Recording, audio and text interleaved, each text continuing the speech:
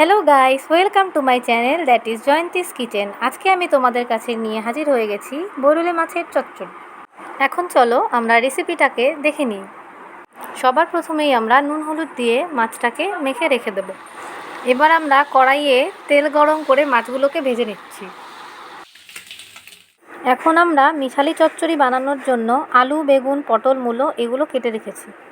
এবারে আমরা ফোড়নে কালো জিরা, পেঁয়াজ, রসুন ও শুকনো লঙ্কা দিয়ে দিয়েছি। এবারে আমরা চচ্চড়ি সবজিগুলো ফোড়নের মধ্যে ঢেলে দেব। এখন আমরা ঢাকা দিয়ে দেব। এখন আমরা ঢাকনাটা খুলে সবজিগুলো ভালো করে নাড়াচাড়া করে নেব। পরিমাণ মতন লবণ আর হলুদ দিয়ে দিলাম।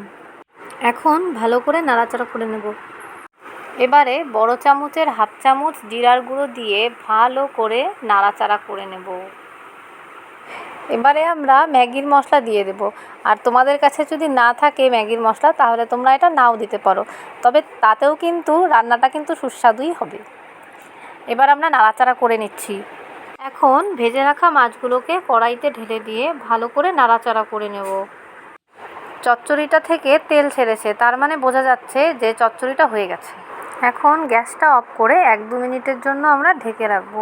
এখন 2-3 মিনিট পর ঢাকনাটা খুলে আমরা চচ্চড়িটা সার্ভ করব। দেখতেই পাচ্ছ তোমরা চচ্চড়িটা দেখতে কত সুস্বাদু হয়েছে।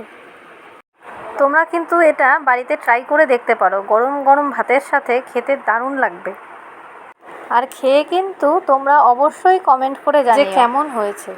যদি ভিডিওটা ভালো লাগে লাইক করে চ্যানেলটিকে সাবস্ক্রাইব করে দিও। আমার এরকম আরও সুস্বাদু রেসিপি পাওয়ার জন্য অবশ্যই চ্যানেলটিকে কিন্তু সাবস্ক্রাইব করো, যাতে আমি প্রথম যেই ভিডিওটা আপলোড করব সেটা যেন সবার প্রথমে তোমাদের কাছে চলে যায়।